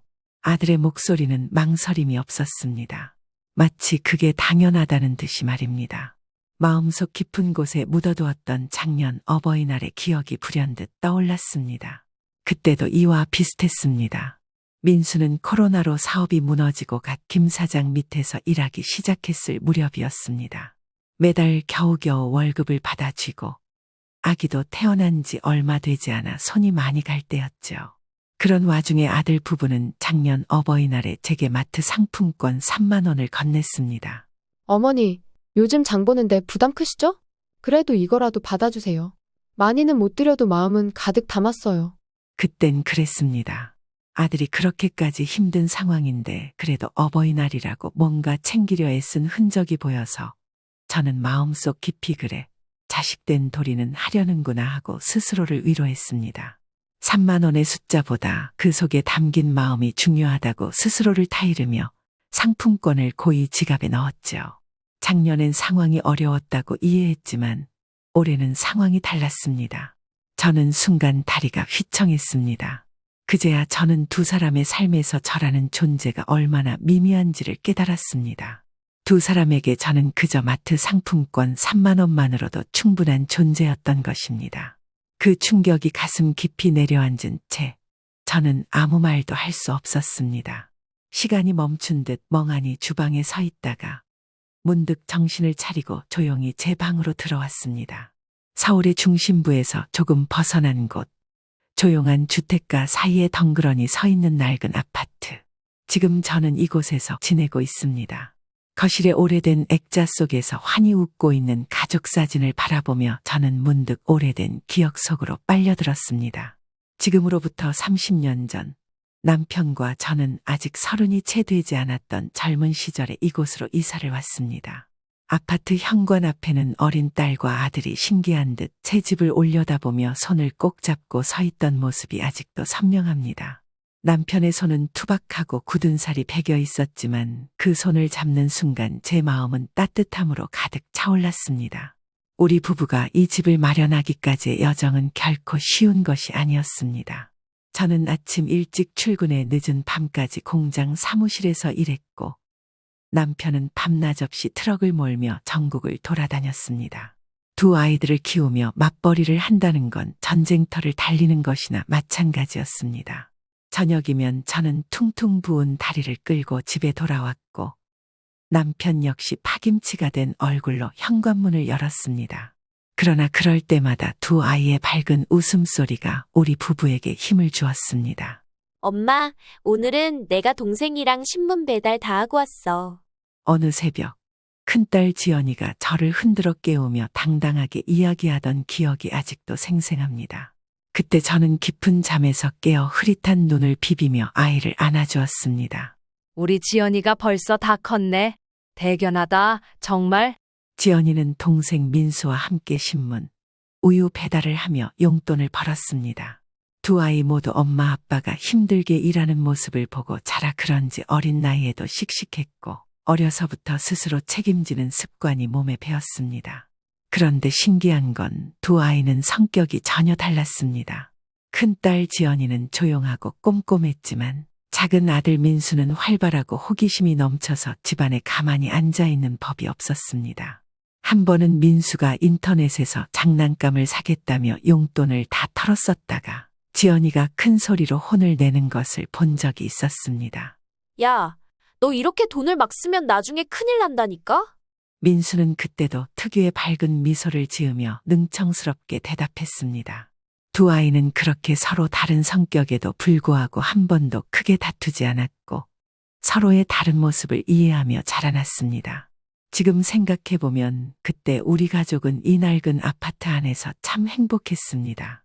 돈은 부족했고 늘 아껴 써야 했지만 우리가 함께 보낸 시간만큼은 무엇과도 바꿀 수 없는 소중한 보물이었습니다. 세월이 흘러 큰딸 지연이는 세무사가 되었고 작은 아들 민수는 자신이 어릴 때 약속한 대로 고등학교를 졸업하자마자 인터넷 쇼핑몰 사업을 시작해 지금도 열심히 운영하고 있습니다. 남편이 먼저 세상을 떠난 후 두 아이는 자신들의 삶을 바쁘게 살아가느라 이 집에서의 발걸음이 뜸해졌지만 저는 여전히 이곳에 머물며 우리 가족이 함께했던 시간들을 가슴 깊이 간직하고 있습니다. 저는 오래된 사진 속 남편의 얼굴을 어루만지며 혼잣말을 했습니다. 지난 날이 떠오를 때마다 가슴은 저릿하지만 한편으로는 그 시절의 따스한 기억이 있어 오늘도 이 집에서 살아갈 힘을 얻습니다. 하루는 작은 아들 민수가 처음으로 결혼하겠다며 집으로 여자친구를 데려왔던 날을 잊지 못합니다. 현관문을 열고 들어서는 두 사람을 보는 순간 제 마음속에서 무언가가 묘하게 뒤틀리는 느낌이 들었습니다. 아들 옆에 선 며느리가 어깨에 걸친 가방은 화려한 로고가 박힌 명품 브랜드였고 손목에는 값비싼 금시계가 빛나고 있었습니다. 그뿐 아니라 옷과 신발 역시 평범한 젊은이가 쉽게 가질 만한 물건들이 아니었습니다. 저는 인사를 받으면서도 자꾸 그녀의 옷과 액세서리에만 눈이 갔습니다. 제 마음속에서 가벼운 경고음이 울렸지만 이내 머리를 흔들며 떨쳐내려고 했습니다. 하지만 결혼식 날까지 며느리의 명품 사랑은 계속됐고 친정 식구들도 비슷한 분위기였습니다. 결혼식 당일 하객들이 빠져나간 식장에서 저는 며느리 어머니가 친구들에게 자랑 삼아 이야기하는 것을 우연히 들었습니다. 우리 지훈이 결혼 진짜 잘했잖아. 사위가 정말 잘 챙겨주고 명품도 척척 사다 주고. 저는 그 말을 듣고 순간 속이 불편해졌지만 더 이상 깊게 생각하지 않으려 애썼습니다. 그렇게 아들 부부는 신혼생활을 시작했습니다. 처음엔 자주 얼굴도 비추고 저녁도 함께 먹으며 사이좋게 지내는 듯했죠. 그러나 곧 민수의 사업이 점점 커지면서 자금 문제로 바빠졌고 연락조차 뜸해졌습니다. 민수는 코로나가 터지기 전 사업 확장에 욕심을 내며 여러 가지 일에 손을 대기 시작했습니다. 인터넷 쇼핑몰에서 오프라인 매장까지 열면서 여기저기 대출을 받고 무리하게 사업을 벌이는 모습을 보며 저는 가슴이 조마조마했습니다. 그러나 민수는 늘 자신만만하게 말했습니다. 엄마, 걱정 마세요. 이번에 딱 제대로 자리 잡아서 엄마 호강시켜 드릴 테니까요. 그러던 중 예상치 못한 코로나가 세상을 덮쳤습니다. 사업은 순식간에 무너졌고 거래처들이 줄줄이 도산하면서 아들의 사업은 막대한 빚더미에 눌려 한순간에 추락했습니다. 민수는 그 사실을 쉽게 말하지 못하고 혼자서 끙끙 앓고만 있었습니다. 그리고 제 생일이 찾아왔습니다. 저는 온 가족이 함께 모여 즐거운 식사를 할 생각에 아침부터 분주히 음식 준비를 했습니다. 아들 부부가 오랜만에 집에 온다는 생각에 잠시나마 걱정을 잊고 웃음 짓기도 했습니다. 하지만 막상 식탁 앞에 앉은 민수의 얼굴은 참담할 정도로 어두웠습니다. 민수야, 어디 아픈 거니? 얼굴이 안 좋구나. 민수는 힘겹게 저를 바라보며 입술을 떨었습니다. 며느리는 입을 굳게 다문 채 고개를 숙이고 있었고 큰딸 지연이 역시 불안한 표정으로 민수를 바라봤습니다. 엄마 사업이 망했어요. 지금 사는 아파트랑 차 모두 경매로 넘어갔어요. 빚이 너무 많아서 당장 갈 곳도 없어요. 저는 아들의 말을 듣고 순간적으로 심장이 쿵 내려앉는 것 같았습니다. 정신이 아찔해지며 손끝까지 차가운 기운이 돌았습니다. 아니, 어떻게 그렇게까지 민수야? 지금 무슨 소리를 하는 거야? 미안해요. 엄마, 전부 내 잘못이에요. 어떻게든 해결하려고 했는데 도저히 방법이 없어요. 아들은 차마 고개를 들지 못한 채 바닥만 쳐다봤습니다. 며느리는 눈물을 닦으며 작은 목소리로 덧붙였습니다. 죄송해요, 어머니. 저희도 하루아침에 이렇게 될 줄 몰랐어요. 민수의 말에 밥상 앞에 앉은 모든 가족들은 차마 숟가락을 들지 못했습니다. 제 앞에 펼쳐진 화려한 생일상이 초라하고 서글프게만 느껴졌습니다. 그렇게 무거운 침묵 속에서 얼마나 앉아 있었는지 모릅니다. 저는 차디찬 가슴을 애써 달래며 며칠 동안 고민을 했습니다. 도저히 아들의 상황을 외면할 수 없었습니다. 아들의 짙어진 다크서클과 초췌해진 며느리의 모습이 자꾸만 떠올랐습니다.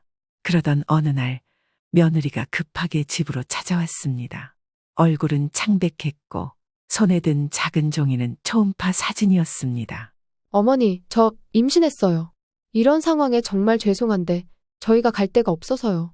저는 그 말을 듣고 가슴이 무너져 내렸습니다.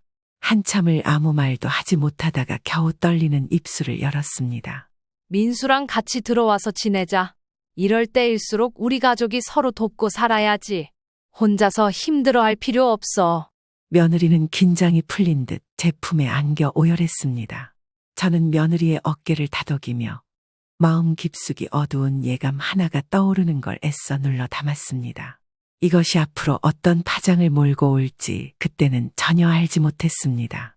하루아침에 민수는 빚더미에 앉은 실업자가 되었고 며느리 지훈이는 임신한 몸으로 울며 매달리는 상황이 되었습니다. 가족이란 이름으로 그들을 외면할 수 없었기에 저는 망설임 없이 아이들을 집으로 들였습니다. 그날 밤 저는 한숨도 자지 못한 채 남편의 영정 사진을 바라보며 눈물을 흘렸습니다. 그러다 문득 남편이 생전에 자주 하던 말이 떠올랐습니다. 옥자야, 내가 없더라도 혹시 힘든 일이 생기면 김 사장을 찾아가. 그 양반 성격이 까칠하긴 해도 당신이라면 한 번은 도와줄 거야. 김 사장님은 남편과 오래전부터 친분이 있던 분으로 작은 건설회사를 운영하고 있었습니다. 저는 다음 날 아침 가슴이 떨리는 마음으로 김 사장님께 전화를 걸었습니다. 오랜만에 걸려온 제 전화에 김 사장님은 반갑게 받으셨습니다. 아이고, 형수님. 무슨 일이세요? 갑자기 전화 다 하시고. 죄송해요, 사장님. 실은 민수가 상황이 좀 안 좋아서요. 김 사장님네도 힘드시겠지만 민수가 당장 돈을 벌어야 할 상황인데 혹시 사장님 회사에서 일할 자리 하나 없을까요? 민수가? 아, 그럼요. 형수님이 부탁하시면 자리를 만들어야죠. 내일부터 출근시키세요. 월급은 걱정하지 마시고요. 저는 가슴 깊숙이 안도의 한숨을 내쉬었습니다. 그렇게 해서 민수는 다음 날부터 김 사장님의 회사에서 일하기 시작했습니다. 아들은 처음 며칠은 낯설어했지만 곧 익숙해지며 매일같이 출근하는 삶을 살기 시작했습니다. 하지만 문제는 집안에서부터 시작되었습니다. 민수가 출근하고 난 후 하루 종일 집에 있는 며느리는 소파에 누워 스마트폰만 들여다보며 시간을 보냈습니다. 임신한 몸이라 이해는 했지만 그녀는 지나치게 아무 일도 하지 않고 있었습니다. 어느 날 오후 저는 거실을 청소하고 있었습니다. 소파에 누워있던 지훈이가 저를 부르며 말했습니다. 어머니, 저 오랜만에 피자가 먹고 싶어요. 도우 좀 두툼하게 해서요. 근데 배달 말고요. 배달 말고? 내 집 앞에 피자 가게 있잖아요. 거기서 포장해다가 먹고 싶어요. 배달은 이 집 저 집 들렀다 오니까 식어서 별로예요. 피곤한 몸을 이끌고 겨우 집안일을 마쳤는데 또 나가야 한다는 생각에 발끝이 땅으로 꺼지는 듯했습니다. 그러나 임신한 몸이니 입만 맞춰주는 건 당연하다 생각하며 저는 마스크를 쓰고 외투를 걸쳤습니다. 금방 다녀올게. 피자집까지는 도보로 15분. 조심조심 뜨거운 상자를 들고 돌아오는 길. 손목이 얼얼했습니다. 엘리베이터에서 숨을 고르며 문을 열었을 때 며느리는 소파에서 TV를 보며 말했습니다. 역시 갓 구운 거라 맛있겠다. 감사합니다, 어머니. 저는 말없이 조용히 부엌으로 돌아와 찬물 한 잔을 마셨습니다. 그렇게 매일 반복되는 심부름과 허들의 일. 점점 제 몸은 무거워지고 마음은 지쳐갔습니다. 그리고 어느덧 손주가 세상에 나왔습니다. 작은 아기 하나가 집안에 들어선 이후 제 일과는 새벽에도 끝나지 않았습니다. 그날 새벽도 마찬가지였습니다. 시계는 새벽 3시를 가리키고 있었습니다. 아기가 칭얼거리며 우는 소리에 눈을 떴습니다. 귀를 기울이자 방 안은 고요했습니다. 아들도 며느리도 일어날 기미가 보이지 않았습니다. 저는 조심히 방문을 열어봤습니다. 며느리는 깊은 잠에 빠져 있었고 민수는 거실에서 지쳐 소파에 뻗어 있었습니다. 아기의 울음소리는 점점 커졌고 저는 하는 수 없이 부엌으로 가 분유를 탔습니다. 그래, 우리 아가. 할미가 왔다. 조금만 참자. 아기를 안고 분유를 먹이고 트림을 시키기 위해 등을 토닥였습니다. 작은 아기의 몸에서 트름하는 소리가 나자 그제야 저는 안도의 한숨을 내쉬며 아기를 다시 조심스레 눕혔습니다. 하지만 그렇게 다시 방으로 돌아오면 또다시 1시간이 채 지나지 않아 울음소리가 들려왔고 저는 다시금 분유를 데우고 아기를 안아야 했습니다. 새벽의 고요함 속 제 발소리만이 현관과 부엌을 반복해서 오갔습니다. 아침이 되면 며느리는 방에서 나와 하품을 하며 말했습니다. 어머니, 어제 너무 피곤해서 애 울었는지도 몰랐어요. 저는 그저 고개만 끄덕였습니다. 그러나 그날 이후로도 새벽마다 울음소리를 듣고 일어나는 건 늘 저 혼자였습니다.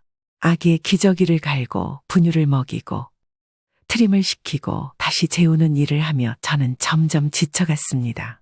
민수는 일이 바쁘다며 지훈이는 육아 스트레스라며 늘 소파에만 앉아있는 시간이 늘어갔습니다. 어느 날 저는 다리를 절뚝이며 식탁에 앉았습니다. 허리가 뻐근하고 손목이 욱신거렸습니다. 하지만 아무도 저희 상태를 물어보는 이는 없었습니다. 처음엔 도와주는 것이 당연하다고 여겼던 마음이 어느새 벼랑 끝에 다다르고 있었습니다. 봄볕이 부드럽게 아파트 베란다 유리를 타고 내려앉던 어느 날 저는 커피 한 잔을 내려 식탁에 앉았습니다. 달력엔 5월이라는 글자가 또렷하게 적혀 있었고 그 아래 어버이날이 동그라미로 표시돼 있었습니다. 괜히 가슴이 간질거렸습니다. 민수가 이제 자리도 잡았고 나도 이만큼 도와줬는데 그동안 고생한 게 있는데 제대로 된 밥 한 끼 정도는 받겠지. 아들은 김 사장님네 회사에서 일한 지 1년 가까이 되어가고 있었습니다. 처음엔 그저 월급 받는 사원이었지만 기술을 익히고 책임감 있는 모습 덕에 현장 관리자로 자리를 옮겼고 이제는 한 달에 1,000만 원 가까운 돈을 받는다고 했습니다. 엄마, 김 사장님이 요즘 저한테 현장 하나 맡겨주시려고 해요. 진짜 잘하면 본사 쪽으로도 옮길 수 있을 것 같아요. 아들의 말에 저는 진심으로 기뻤습니다. 이제 진짜 다시 시작할 수 있다는 생각이 들었고, 그래서 어느 날 조심스레 입을 열었습니다. 민수야, 너도 이제 자리 잡았으니까 집을 하나 얻어서 나가 사는 건 어떻겠니? 아이도 이제 커가잖니? 말을 꺼내는 제 마음도 무거웠습니다. 하지만 솔직히 저는 이제 점점 지쳐가고 있었습니다. 손주도 많이 컸고 며느리는 여전히 집안일은 하나 하지 않은 채 소파에 앉아 휴대폰만 들여다보는 일이 다반사였습니다. 민수는 잠시 고개를 끄덕이다가 말했습니다. 응, 생각은 하고 있었어. 근데 요즘 전셋값이 너무 올라서 조금만 더 모아야 할 것 같아. 그때 거실에서 아이에게 과자를 주던 며느리 지훈이가 나지막이 말했습니다. 어머니, 근데 저희 그냥 계속 같이 살면 안 될까요? 솔직히 이렇게 같이 사는 게 훨씬 편해요. 애기 아빠도 일만 하고 들어오면 되고, 저도 애 돌보느라 정신 없는데, 어머니가 많이 도와주시니까 너무 감사하고요. 돈도 아끼고요. 그 말을 들은 순간 저는 할 말을 잃었습니다. 편하다는 말이 마음을 콕 찔렀습니다.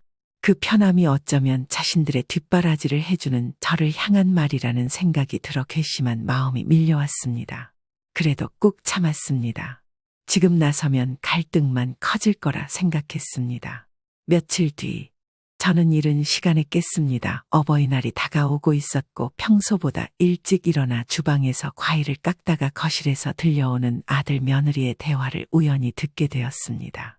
자기야, 곧 어버이날인데 용돈 얼마나 드려야 돼? 며느리의 목소리는 가벼웠고 대수롭지 않은 듯했습니다. 뭐, 작년처럼 드리면 되지 않을까? 3만 원이면 뭐, 우리가 애 키우느라 빠듯하니까 이해하실 거야. 그러게. 엄마는 그런 거 기대 안 하실걸. 그냥 형식적으로라도 챙기면 되지. 그 순간 손에 들고 있던 행주가 바닥에 툭 떨어졌습니다. 가슴에서 뜨거운 것이 뻗쳐 올라왔습니다. 손으로 가슴팍을 꾹 누르며 겨우 숨을 골랐습니다. 기대 안 할 거라고, 형식적으로라도 챙기면 된다고. 제가 그동안 얼마나 참아가며 살아왔는지, 새벽마다 아이 울음소리에 일어나 분유를 타고 트림시키고 재우고 집안일을 도맡아 해온 게 다 그저 편해서 함께 살고 있는 이유였던 건가 싶었습니다. 그래, 나는 돈도 없고 집에서 그저 일만 하는 사람이니 그렇게밖에 안 보일 수도 있겠지. 하지만 그 순간 서운함을 넘어서 분노가 밀려왔습니다. 가족이라 믿고 이해하며 참고 또 참았던 것들이 쌓여 무게가 되어 제 등을 짓눌렀습니다. 그렇게 열심히 살고 도와줬는데 돌아오는 건 고작 형식적으로 챙기자는 대화 한 조각뿐이었습니다. 그리고 뒤이어 며느리의 말소리가 다시 들려왔습니다. 우리 엄마한테는 얼마나 드리는 게 좋을까? 일부러 듣지 않으려고 해도 말투가 워낙 생기 넘쳐서 귀를 막을 수도 없었습니다. 작년엔 500만 원 드렸지? 올해는 좀 더 드릴까? 엄마가 얼마 전에 동창들이랑 여행 가고 싶다고 하셨어. 며느리의 말에 제 손끝이 저릿해졌습니다. 그래. 어머니 요즘 친구들하고 만나서 이야기하실 때마다 우리 자랑하시잖아. 이번엔 더 당당하게 하시겠네. 아들의 말이 이어졌고 며느리는 환하게 웃으며 화답했습니다. 저는 그 자리에 얼어붙은 채 한참을 꼼짝도 하지 못했습니다. 그렇게 설렘과 사랑이 가득한 대화는 계속 이어졌지만 그 안에는 이 집에서 저에 대한 이야기는 단 한마디도 없었습니다. 내심 기대하고 있었던 건 그저 진심이 담긴 말 한마디, 아니면 평범한 밥 한 끼, 작은 꽃 한 송이였습니다. 돈이 중요한 게 아니었습니다. 손주를 돌보고 새벽마다 분유 타며 빨래하고 청소하며 그렇게 묵묵히 함께 살아온 제 삶에 대해 단 한 줄의 고마움이라도 표현해 줄 수는 없는 걸까 하는 마음이었습니다. 어버이날 아침, 며느리가 거실로 나와 무표정하게 봉투 하나를 내밀었습니다. 어머니, 어버이날이라 준비했어요. 요즘 장도 많이 보시고 하니까 그게 제일 좋을 것 같아서요. 저는 말없이 봉투를 받아들고 안을 들여다봤습니다. 3만 원. 정직하게 찍힌 숫자가 제 눈을 찔렀습니다. 그 순간 마치 누군가가 제 가슴팍에 못을 박는 듯한 기분이 들었습니다. 손끝이 얼얼해지고 가슴이 쿵 내려앉았습니다. 말문이 막힌 채 한참을 멍하니 봉투를 바라보다가 겨우 입을 열었습니다. 이게 다야? 지우는 눈을 깜빡이며 어이없다는 듯 웃으며 말했습니다. 네, 어머니, 요즘은 다 실용적으로 하잖아요.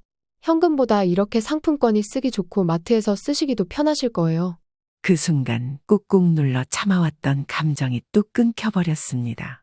제가 들고 있던 봉투를 빼내어 상품권을 꺼냈습니다. 그리고 그 자리에서 아주 천천히 두 손으로 그것을 찢었습니다. 상품권이 갈라지는 소리에 거실 안의 공기가 한순간에 얼어붙었습니다. 찢어진 조각을 손에 쥔 채 저는 벌겋게 달아오른 얼굴로 말했습니다. 3만 원어치 효도 잘 받았다. 그래, 고맙다.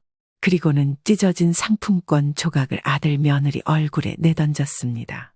며느리는 흠칫 놀라며 몸을 뒤로 뺐고 민수는 왜 그러냐며 소리쳤습니다. 왜 그러냐고? 내가 지금 왜 이러냐고? 장모한테는 500이고 1000이고 아무 때나 턱턱 주고 너희는 지금 내 집에 들어와서 얹혀 살면서 애 맡기고 밥상 받아먹고 빨래까지 맡기고는 이딴 상품권 하나 던져. 며느리는 당황한 얼굴로 자리에서 일어났습니다. 어머니, 너무 과민 반응하시는 거 아니에요? 저희 나름 정성껏. 정성? 정성이라는 말 내가 함부로 입에 담지 마. 정성이란 건 새벽에 울어대는 아이 안고 분유 타던 내 손이고 내가 먹고 싶다던 피자 포장해서 걸어온 내 무릎이 정성이지.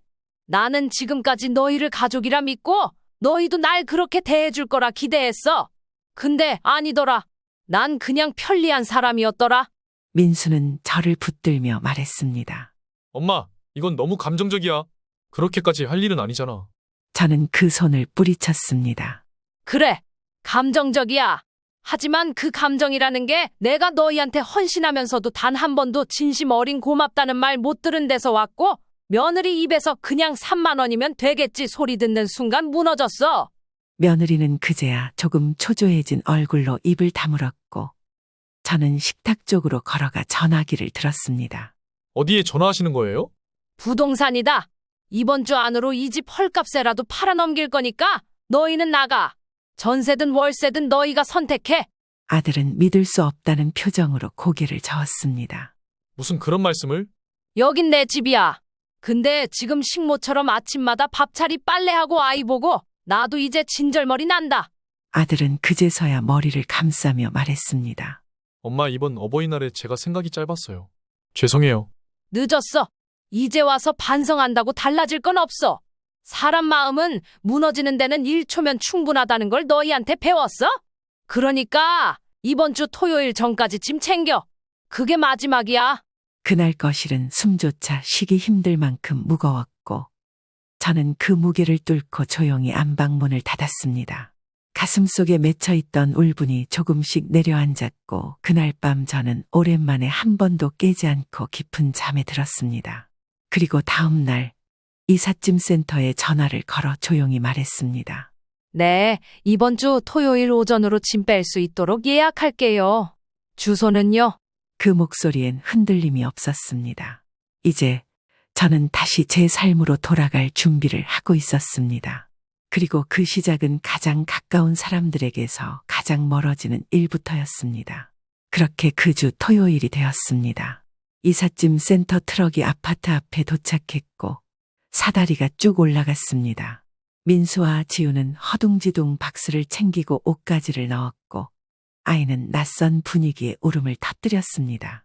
짐은 어디로 옮기면 될까요? 이삿짐 기사분이 묻자 며느리는 난감한 얼굴로 대답했습니다. 보관이사로 바꿔주세요. 아직 갈 데가 확실치 않아서요. 결국 짐은 창고 보관으로 전환되었고 지우는 아이를 안은 채 민수와 함께 친정으로 향했습니다. 하지만 예상과는 달리 친정집은 그리 따뜻하게 그들을 맞이하지 않았습니다. 너는 갑자기 이렇게 오면 어떻게 해? 방도 없고 불편한데. 애까지. 안사도는 퉁명스럽게 말하며 거실로 들어갔고 지우는 입술을 깨물며 무거운 한숨을 내쉬었습니다. 민수는 옆에서 말없이 고개를 떨군 채 말 한마디 없이 앉아 있었습니다. 그리고 그날 저녁 저는 오랜만에 조용한 거실에 앉아 차 한 잔을 내렸습니다. 손주 울음소리도 며느리의 한숨도 들리지 않는 고요한 집. 커피잔 위로 김이 피어오르는 걸 바라보며 저는 천천히 숨을 들이쉬었습니다. 그래, 이게 내 집이지. 비로소 제 삶이 제 자리로 돌아오기 시작한 순간이었습니다. 그날 이후 집안은 믿을 수 없을 만큼 조용해졌습니다. 아침이면 누구보다 먼저 깨 손주의 기저귀를 갈고 부엌에서 분주하게 움직이던 일상은 이제 제게서 사라졌습니다. 문득문득 울음소리가 들릴 듯해 고개를 돌리면 정적만이 방 안을 채웠습니다.